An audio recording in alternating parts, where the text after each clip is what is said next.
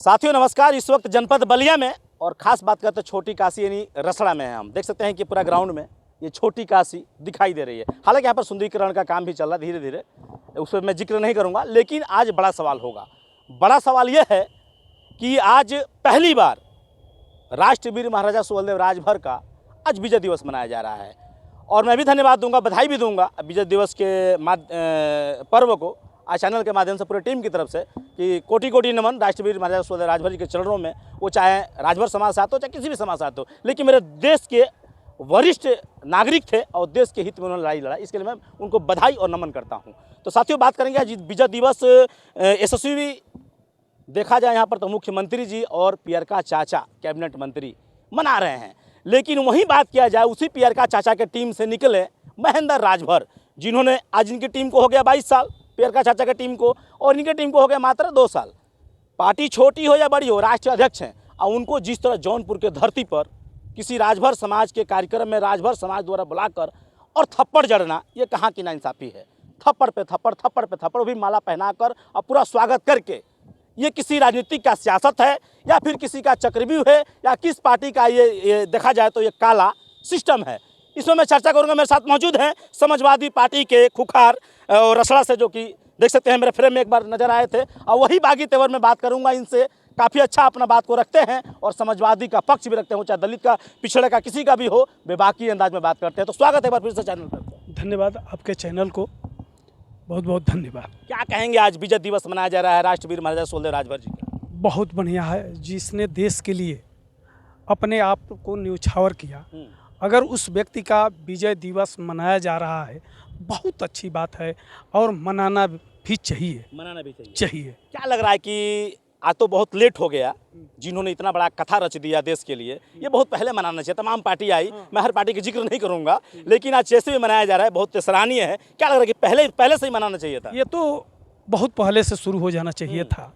लेकिन जब यही नहीं कहते हैं कि जब जो भी OBC SC ST के जो महापुरुष हुए जी, उनके किए हुए कामों को हमेशा दबाया गया है, और जो लोग बड़ी जात के लोग हैं वो कुछ नहीं किए, उनके नाम को हाईलाइट किया जाता है। लेकिन आज पिछड़े दलित OBC ST के लोग जब जागरूक हुए हैं, अपने पूर्वजों को जब उनको याद आया है, अभी तो वो सब भूले थे दूसरे में, लेकिन आज जब याद आया है तो अपना विजय दिवस मनाया जा रहा है। इसके लिए सभी लोगों को हम धन्यवाद देते हैं, आभार प्रकट करते हैं कि उनका विजय दिवस हर साल मनाया जाए 10 जून को। लेकिन एक बड़ा सवाल होगा, आज उसी पियरका चाचा के पार्टी से 19 साल की जवानी निछावर करने वाले महेंद्र राजभर यानी रतनपुरा मऊ के धरती से, और बताते चलूँ साथियों कि 19 साल ओम प्रकाश राजभर के साथ रहे हैं और 2 साल पहले उन्होंने पार्टी का गठन किया। किसी कारण राजनीति को लेकर ओम प्रकाश से बगावत कहा जाए या ओम प्रकाश का राजिम जो भी रहा, उसको मैं जिक्र नहीं करूंगा। लेकिन उस राष्ट्रीय अध्यक्ष को आज विजय दिवस के दिन कार्यक्रम में बुलाया जाता है और किसी बिरजेश नामक राजभर के द्वारा थप्पड़ जड़ा जाता है पूरा कार्यक्रम में। और ये वीडियो काफ़ी सोशल मीडिया पर वीडियो जो कि वायरल कर रही है। हालांकि कहाँ कहीं नाइंसाफ़ी होगी, और इस तरह का राष्ट्रीय अध्यक्ष को मारना ये दंडनीय है। क्या कहेंगे, आइए हम नेता जी से बात करेंगे। क्या कहेंगे इस घटना को लेकर? हम घोर निंदा करते हैं जिसने ये उनके साथ किया है। महेंद्र राजभर जी अभी ओम प्रकाश जी भी नहीं थे, पार्टी गठन नहीं था, हम उनको उनसे पहले से जानते हैं। महेंद्र राजभर हमारे ही बगल में ही उनका रतनपुरा घर पड़ता है, हमारा बगल में घर पड़ता है, तो उनको पहले से जानते हैं। वो व्यवहार कुशल व्यक्ति हैं, और जिसने ये काम किया है उनकी बढ़ती हुई लोकप्रियता को बर्दाश्त नहीं कर पाया। बर्दाश्त नहीं, उनकी बढ़ती हुई लोकप्रियता को बर्दाश्त नहीं कर पाया, और उनके छवि को धूमिल करने के लिए ये बहुत गहरी साजिश है। साजिश के तहत ये घटनाएं उनके साथ घटी है। एक चीज़ और है, देखिए इस सरकार में जैसे बताए ना कि छोटे वर्ग के लोग जो OBC SC ST के लोग हैं, उनकी जब वो आगे बढ़ते हैं तो बड़े लोग बर्दाश्त नहीं कर पाते हैं, उनकी छवि को धूमिल करते हैं, मार करके, पिटवा करके, साजिश रच के, या उनको किसी तरह से बदनाम करके ये लोग उनको बदनाम करते हैं, उनकी छवि को धूमिल करते हैं। और एक चीज़ और बता दें, कोई भी व्यक्ति अगर किसी की बराबरी नहीं कर पाता है तो आज राजनीति में ये है कि उसकी छवि को धूमिल कर दो, जैसे तैसे उसकी छवि को धूमिल कर दो, क्योंकि वो उसकी बराबरी नहीं कर पा रहा है, लेकिन अपने संसाधनों से उसकी छवि को धूमिल करना चाहता है और कर देता है। लेकिन अगर वह व्यक्ति में अगर एक्टिविटी है, क्षमता है, तो किसी के धूमिल करने से किसी की छवि धूमिल नहीं होती है। लेकिन बड़ा सवाल होगा सर, क्या इस तरह का राष्ट्रीय अध्यक्ष छोटी पार्टी का हो चाहे बड़ी पार्टी को राष्ट्रीय अध्यक्ष है, पूरा सौर समाज पूरा देश उसको देख रहा है सोशल मीडिया के माध्यम से, क्या लग रहा है इस तरह की घटना को देखकर क्या होना चाहिए जिसने थप्पड़ जड़ा है उसके खिलाफ कार्रवाई होनी चाहिए और ये जांच का विषय है, इस पर जांच होनी चाहिए। एक पार्टी का राष्ट्रीय अध्यक्ष को सरेआम बेइज्जत किया जा रहा है, उसकी छवि को धूमिल किया जा रहा है, तो इस पर कार्रवाई होनी चाहिए।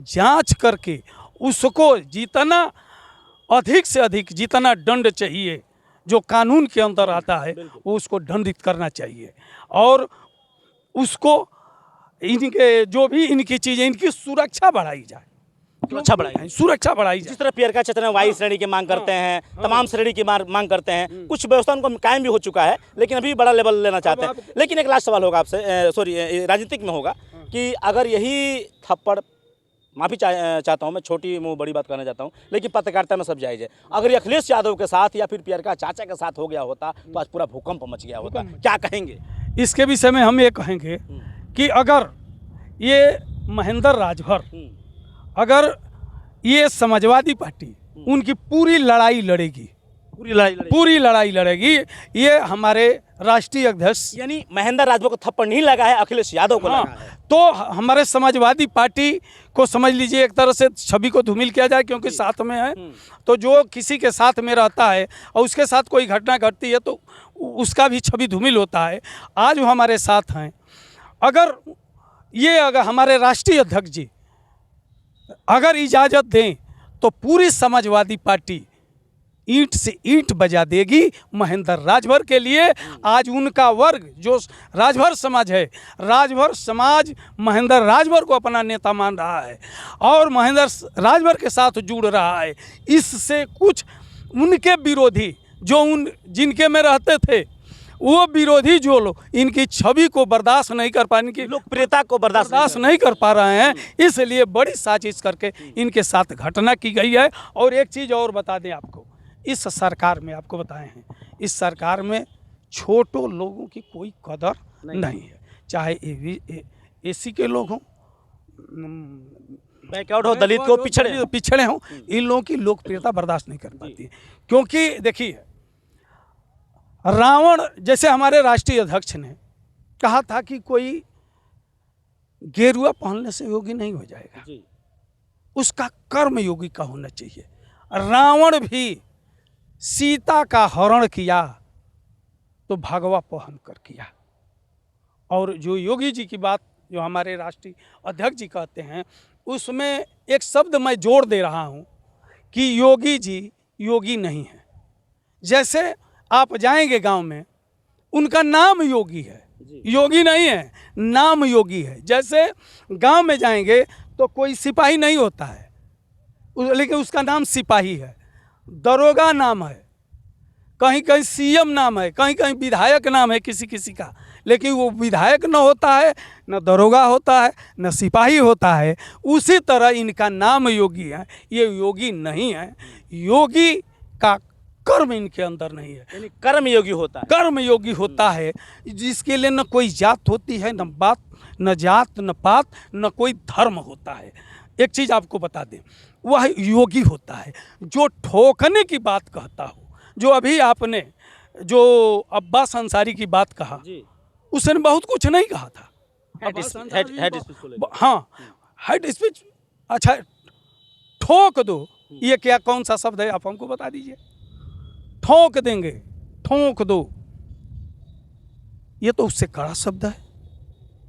उन्होंने तो यही कहा था कि मैंने भैया से ये कहा है कि भैया सरकार बनने के बाद 6 महीने हिसाब किताब होगा, तबादला मत करिएगा अधिकारियों, हिसाब किताब होगा, पहले हिसाब किताब होगा। तो हिसाब किताब आप घोटाला की हो उसका भी हिसाब किताब हो सकता है। जांच भी हम करा सकते हैं। जांच भी करा सकते हैं, हिसाब किताब इसी को न कहते हैं। बिल्कुल, बिल्कुल। हैं? लेकिन आज देखिए बर्दाश्त नहीं कर पाए क्योंकि उन पर उनकी मतलब टेढ़ी नज़र है। लेकिन बड़ा सवाल है कि संडे के दिन जिस तरह दफ्तर को ओपनिंग कराकर जिस तरह तेजी से कार्रवाई की गई, ये कहाँ देखा जा रहा है? जिस तरह देखा जाए कि इतवार के दिन खोल दिया गया। ठीक, आपको बात बता दें, अगर इतना तेजी हर काम में कर देते तो यह प्रदेश कहाँ चला जाता, उत्तम प्रदेश में। उत्तम प्रदेश बन जाता। लेकिन आज इस प्रदेश की स्थिति क्या है देख ही रहे हैं। दूसरी चीज़ आपको एक अलग से जोड़ रहे हैं। देखिए ये सरकार जो आज प्रदेश और देश में चल रही है, लोगों को शिक्षा से भटका रही है। आप देखिए हीरा खरीदने जाएंगे, सोना खरीदने जाएंगे तो 3% जीएसटी है, और कलम कापी खरीदने जाएंगे तो 18% जीएसटी है। सोचिए हीरा कौन खरीद, हम तो आज तक हीरा देखे ही नहीं है। सही बता दें पत्रकार महोदय जी कि हम हीरा हमने नहीं देखा है। उसकी जो खरीदने जाएगा 3% जीएसटी, और कलम कापी 18% जी। अगर आप देश और इस देश का विकास करना चाहते हैं, प्रदेश का विकास करना चाहते हैं, तो आप शिक्षा फ्री करो, न्याय फ्री करो और स्वास्थ्य फ्री करो। 3 चीज़ें फ्री कर दो, देखो यह देश कहाँ चला जाएगा, यह प्रदेश कहाँ चला जाएगा। इन लोगों का एक ही काम है, गली गली दारू की दुकानें खुलवा दो, पीकर मस्त रहेंगे, पढ़ाई लिखाई का कोई ध्यान नहीं रहेगा, रोजगार का कोई ध्यान नहीं रहेगा, नौकरी चाकरी का ध्यान नहीं रहेगा। ये लोग जितना मूर्ख बने रहेंगे, हम राज करते रहेंगे, हमारे लोग राज करते रहेंगे। ये इन लोगों का मकसद है। मतलब फूट करो राज करो, वही सिस्टम को फिर से फॉलो किया। हाँ, डालो राज करो, जो अंग्रेजों ने किया था। अगर इस देश के लोग अगर फूट में, तो अंग्रेज कई मिनट के थे, 24 घंटे के अंदर यह देश छोड़कर वो लंदन चले जाते। वो भी बाकी बलिया की बात हो रही है, बलिया में तो साला पहले ही हो गया था। पहले ही हो गया था। हाँ, कुछ दिन पहले ही यह जिला आज़ाद हो चुका था, आज़ाद। और एक चीज़ और मैं बता दूं, जो योगी जी की बात है, लोग कहते हैं मंदिर, आप बताइए राम मंदिर तमाम चीज़ें, किसी भी संसद में राम की मूर्ति देखे हैं? संसद में नहीं है, कहीं विधानसभा में देखे हैं, किसी सरकारी कार्यालय में देखे हैं? कहते हैं कि राम इस देश को चला रहे हैं, राम इस देश को नहीं चला रहे हैं, ये अम्बेडकर जी इस देश को चला रहे हैं। संविधान से उनके बनाए हुए संविधान से हमारा देश चलता है, न कि राम से चलता है। अगर राम से चलता देश तो संसद में उनकी मूर्ति होती, विधानसभा में मूर्ति होती, सरकारी कार्यालय में होती, क्यों नहीं है? आप हमको बता दीजिए। यह देश संविधान से चलता है, और संविधान के रचयिता हमारे बाबा अम्बेडकर जी हैं। वो सर्व से सर्वमान्य हैं, और वही मेरे भगवान है। हाँ, वही। चलिए फिर से मैं महेंद्र राजभर की तरफ लेकर चलता हूँ। क्या लग रहा है कि थप्पड़ के पीछे किसी राजनीतिक पार्टी का हाथ है? एकदम है। किसका है? किसका है अब ये जांच का विषय है, जांच का विषय है। लेकिन है, अगर किसी राजनीतिक पार्टी का अगर हाथ नहीं होता, उसकी औकात नहीं है।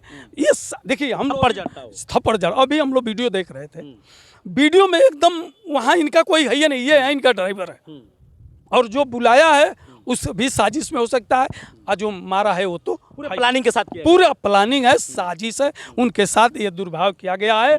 और हम बार बार घोर निंदा करते हैं मेरे राष्ट्रीय अध्यक्ष महेंद्र राजभर के साथ जो किया गया है। समाजवादी पार्टी राजभर के सम्मान के लिए, महेंद्र राजभर की बात नहीं है, पूरे राजभर समाज के सम्मान के लिए समाजवादी पार्टी लड़ेगी। राजभर समाज सोलदेव सम्मान पार्टी के साथ जो भी लोग दामन रखते हैं, और खास तौर आपके जो पार्टी का भी दामन है, अब ये बात आ गई है अखिलेश यादव की। जी, आ गई है। अब वही कहे हैं कि राष्ट्रीय अध्यक्ष सिर्फ निर्देश दे दें, कुछ भी हो जाएगा, हम लोग आर पार कर देंगे, आर पार कर देंगे। हाँ, ईंट से ईंट बजा देंगे, जिसने किया है। क्या लग रहा है, जिस तरह घोसी में महेंद्र राजभर ने पूरा काल चक्र मंडरिया दिया था, एक तरफ पियरका चाचा का हुकार था, एक तरफ महेंद्र राजभर का था, लेकिन जीत हुई महेंद्र राजभर की। तो अभी जो सीट खाली हुई है अब्बास अंसारी की, जैसे निर्देश का चुनाव होगा, तो क्या वही डर तो नहीं सता रहा है? वही डर सता रहा है, महेंद्र राजभर को किसी तरह डैमेज करो,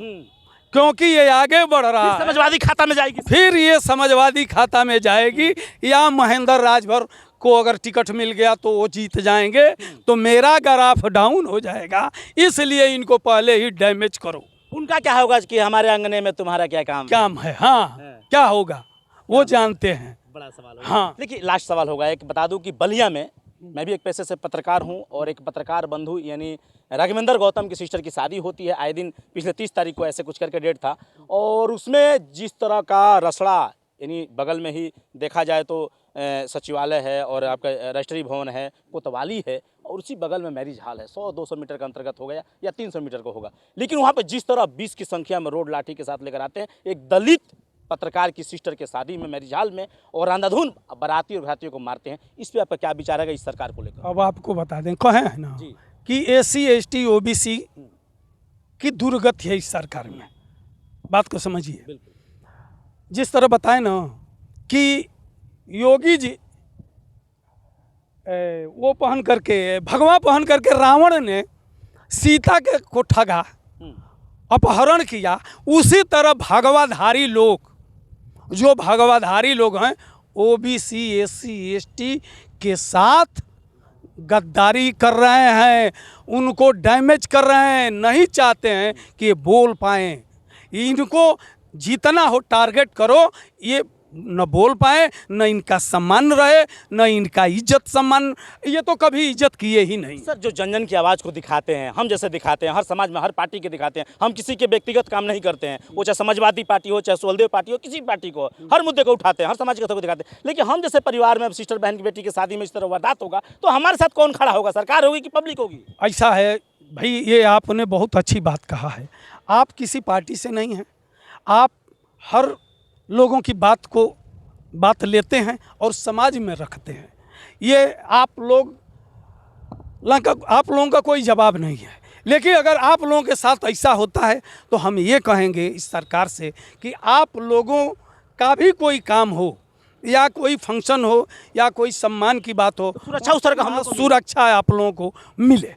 जो भी अगर निष्पक्ष पत्रकार है उस पर भी सरकार में खतरा मंडरा रहा है, मड़ा, ये आप लोग जान लीजिए कि जो भी निष्पक्ष पत्रकार है, जो सही आवाज़ को उठाता है, जो सही बात को कहता है, इस सरकार में उसके भी ऊपर खतरा मंडरा रहा है।